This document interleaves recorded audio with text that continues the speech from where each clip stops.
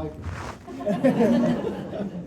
I don't think anybody's ever accused me of needing a microphone. And certainly tonight I'm not going to need one. I can't begin to tell you what a privilege it is and an honor to be the guest speaker at the Carlisle Cross Country Banquet. I'm not sure the reason why Eddie asked me to do this. I'm thinking maybe it's kind of an honor that I was his coach. He knows it's my last year coaching. I did 37 track seasons, 36 cross country seasons. So I was thinking along that line. But then I was thinking maybe you guys are pretty desperate for a guest speaker. And that's the reason why Eddie asked me to talk tonight. And the other thing I want to say before I actually get started is I'm not sure who's more worried about what I'm going to say tonight, whether it be Coach Boardman or Mrs. Shank. So I'm pretty sure she's concerned about what I'm going to talk about. Well, I'll tell you what I'm going to talk about. I'm going to talk a little bit about the rivalry between Chambersburg and Carlisle over the past 58, 59 years. And then I'm going to give you some good advice. If you decide to take it, wonderful. If you don't, that's on you. And then also you're in for a treat. Because I'm going to tell you tonight the single most important thing you're ever going to hear in your entire life. I'll do that at the end. Let's talk about the rivalry between the two teams. In the 58 years we've had, and it's more from the boys' standpoint because I coach the boys' team. You guys have one head coach and many assistants. Chambersburg, we have a head boys coach and a head girls coach. And that is it. Well, things are falling off the... I left the trail. Thanks. You guys just have one head coach of both the boys and girls team with many assistants. We just have two coaches, a head boys coach and a head girls coach. In the 58 years we've had boys cross country at Chambersburg, there's only been three coaches. There was Paul Kaiser, fairly legendary, won 19-5 and a 1 in dual meets. Rod Crawford, my coach, he coached for 12 years, Paul coached for 10.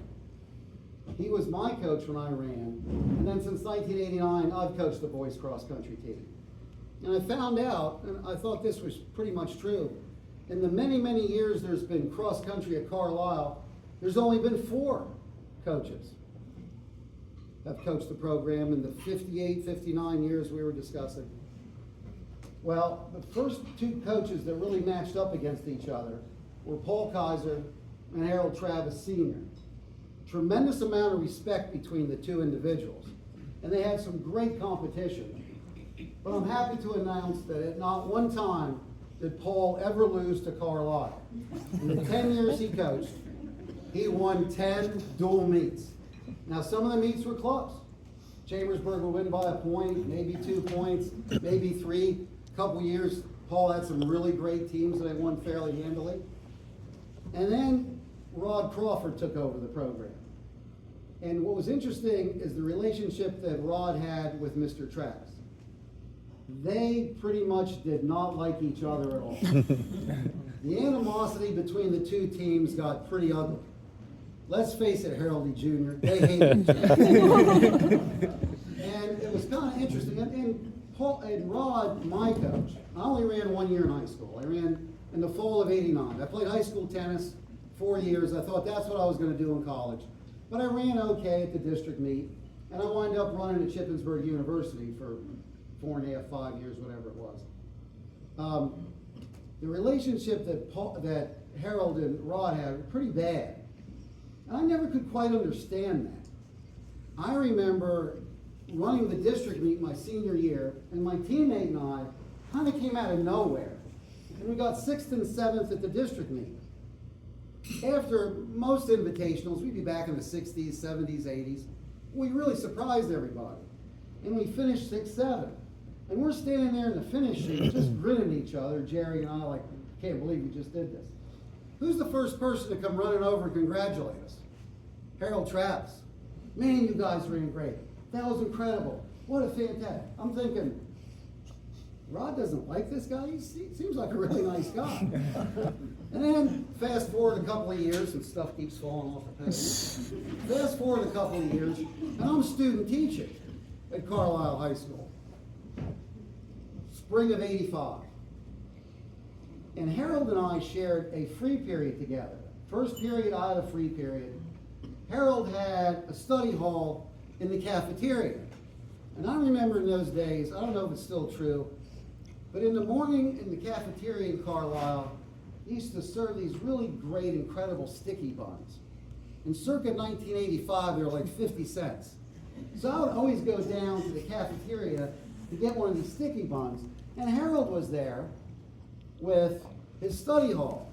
And I would spend first period every day for like 8 weeks just hanging out with Harold Travis, talking about life, talking about running, talking pretty much about everything. And I thought, you know, this is a terrific human being. I can understand why he has so much success at Carlisle. This is just a great guy. I can't possibly understand why he and Rod hate each other. And then I get a job teaching at Chambersburg High School. I'm going to fast forward a few years. In the fall of '89, Rod decides to leave Chambersburg, go back to his hometown in Spring Grove, take a teaching job there, and then I became the boys' head cross country coach. And one of the first people to get in contact with me was Harold Travis. He called me and said, "Hey, congratulations. I understand you got, in those days, landlines, no cell phones." I know you guys don't know what that means. That means the phone you can't carry around with you. It's attached to stuff. He called me up and he was very kind and very accepting. He was like thrilled I was coaching the boys team. And we had a little discussion then, and we both agreed that we're going to have a tremendous rivalry. Paul always got the best of Harold. Rod won maybe like 2 out of every 5 meets in the 12 years he coached. Harold definitely was starting to have the dominant program in District 3. And we agreed that we're going to have this great rivalry, but there's no way in the world there's going to be this animus and this animosity towards each other. So we thought that was ridiculous, because we both agreed. The kids that I coached, if they went to Carlisle High School, Harold would be coaching them. And the kids that he coached, if they went to Chambersburg High School, I would be coaching them. So we agreed that we're going to get along. We're still going to have this great rivalry, but we're going to, and for years, Harold and I got along great. It was really nice. It's the first year I coached, '89. We beat Carlisle in a dual meet. Carlisle, a real good team in '89. Finished 3rd in the state that year. And then for the next 20 years, we didn't beat them. 20 years in a row, finished in 2nd or 3rd in a conference meet. And it was sometimes tough to take, but it wasn't impossible to take, because Harold was such a great guy. There were some really close meets. They beat us by a point, 94. Thank you. Could have run a little faster. They beat us by 2 points. They beat us by 3. Several times. I think twice we lost to them by a point. 3 times we lost to them by 2. It's a 20-year block. We win the league title in '89. We don't win one then again until 2009. Well, finally Harold retired. And then for a short 2-year period, there was another coach. And it was a fine young man. He had some credentials. He was on a state championship 4x8 team at Trinity, but he wasn't very competitive. I would hear stories about the Carlisle team was playing Frisbee that day and they weren't training real hard. So for 2 years, we had no problems beating Carlisle. It was nice to kind of have them off the radar. But then, after those 2 years, school district decided to hire Eddie Borden. And Eddie came to Carlisle with a little bit of a chip on his shoulder. He applied for and did not get the Cumberland Valley coaching job. I don't know if he ever told you that. If he didn't, I am right now. So he goes to Carlisle, our arch rivals, and I could tell early on Eddie was going to be a really good coach when he was in high school. As some of you know, our cross-country course isn't like yours right outside the high school. It's a little more than 2 miles down the road from our high school. And when his senior year in '95, when he was team captain, the way it works is there's a bus that picks the kids up at the high school and takes the cross-country kids to the course. Well, I'm sitting around, I got the course set up, 50 minutes to go, 45 minutes to go, no bus, no team. What are we going to do? In pulls this car with Ed Boardman. He comes driving in, pops out of the car. He goes, I grabbed 4. I said, that damn bus isn't coming. He goes, I grabbed 4 guys I know can win this meet. They're with me, so don't worry about it. At that point in time, I knew Eddie was going to be a really good coach. Sure enough, the 2 years passed there with the gentleman from Trinity, and Eddie took over the program, and I don't think I've had a whole lot of success against Eddie in those, 20-some years now or something? Since 06. So 18 years. 18. I think maybe we've beaten him 3 or 4 times, maybe. Something like that. And it's always interesting because Eddie's always telling me about the strategy he has. Yeah, well, I figured if my number 2 man could do this at the mile marker, my number 3. Hell, I don't understand any of that. Well, nothing like getting you're behind, out coached by one of your former runners. Quite a bit this last 18 years or so. Like I said, it was interesting when we beat Carlisle in '89. We pretty much didn't have the better team that year. Carlisle finished 3rd in the state, and I would wait another 20 years before I won a league title. But yeah, I know what that's like when you get beat by a team that shouldn't have beaten you in a dual meet that you beat then the rest of the season. In case any of you have that reflection on this year. Now, I'm done. The gentleman that's going to take over for me is a really wonderful guy. It's almost impossible to dislike the new man that's going to be coaching the boys cross country team. He's our head boys track coach, Jim Boyer. He's got a nice background. He ran in Millersville, ran in Mechanicsburg, super nice guy. And I would imagine that the rivalry is going to continue. And gentlemen, I looked at it for the underclassmen in the room. I took a look at who's graduating from Manheim Township and Hershey and Lower Dolphin, some of the other schools. And it should be a real battle between Chambersburg and Carlisle for the district championship this year. And in the words of the late, great John McCain, I can't wish you luck, but I wish you well this coming fall when you go up against Chambersburg. Now, second part of what I want to talk about. I'm going to give you some good advice. A friend of mine, when his son was really young, played Little League baseball. And I think the kid was a pretty good baseball player. He wound up being a pretty good tennis player, went on, played in college. So he's probably decent in Little League. But my buddy told me that one of his teammates was terrible. Kid would be at the plate, pitcher would throw the ball 10 feet over his head, and he'd be swinging at it. And the parents would be in the stands going, good job, Billy, good swing, way to go. That's just not right, in my opinion. One of the worst things you could do to a child, even if it's your own, is to be dishonest with them. What the parents should have done was pull little Billy aside and said, you know what, little Billy, you suck at baseball. But you know what? We love you. And who cares if you suck at baseball? It doesn't matter. Are you having fun playing? That's great. But don't worry about sucking at something. That's the advice I want to give you. There's millions of things out there that you can do. Guess what? Most of them you're going to suck at. And that's okay. There's a handful of things that you're going to be great at. There's a number of things you're going to be pretty good at. And there's a bunch of things you'll be so-so. But most of the things you attempt in this life, you're not going to be any good at. And guess what? It's all right. For the purpose of your mental health, come to an agreement that most things you're not going to be good at. And you know what? It's no big deal. It's fine that you're not great at most of the things that you attempt. The world does not come to an end. Now, the last thing I want to leave you with. I'm going to tell you the single most important thing you're ever going to hear in your life.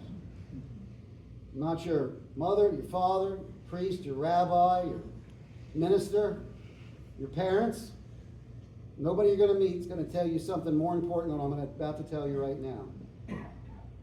The first day of school, for the years that I taught, I would always close the first period. I would always close the class with this on the first day of school. I'd simply ask the kids a question. Can anybody tell me what the most important thing in the world is? Can anybody tell me the most important thing in the world is? And a few brave souls would raise their hand and attempt to answer the question. One kid would say, to do my very best in everything I try. Nope. To be a good student? Nope. To be a success in things that I do? Nope.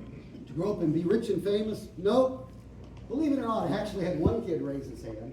It's kind of funny because I knew the family pretty well. I dated his aunt in high school.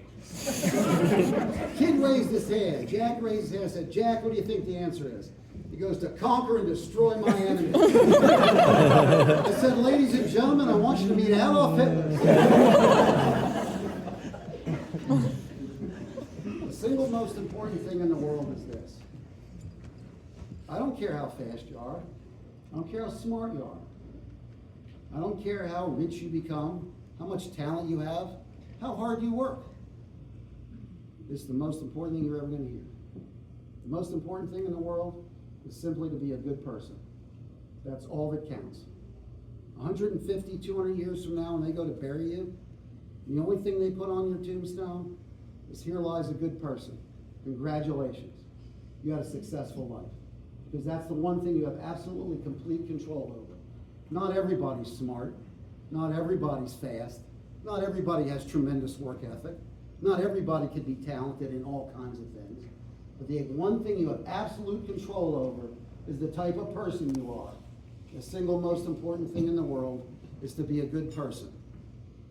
When you walk down the halls of the high school, or the parents in this room, when you walk down the halls of wherever you work or the business, people see you, and if they know anything at all about you, what comes to their mind when they pass you?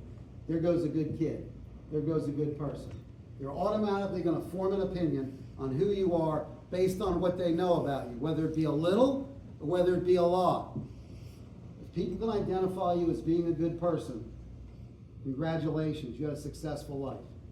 Every once in a while, I bump into one of my former students, and they generally say the same thing. I remember the first day of school. I remember what you told us. The most important thing in the world is to be a good person. I bumped into a girl not too long ago at PetSmart. She goes, I remember you telling me that. She goes, I want you to know something. I think about that every day. It's the one thing you have control over. Everything else is irrelevant. Everything else in this world is irrelevant. If you're a good person, congratulations. You are a success in life. And the great thing is, you have complete and utter control over that. I want to thank you all very much for allowing me to be here. Still a little miffed about you guys beating us in a dual meet. It's okay. I got you back the rest of the season.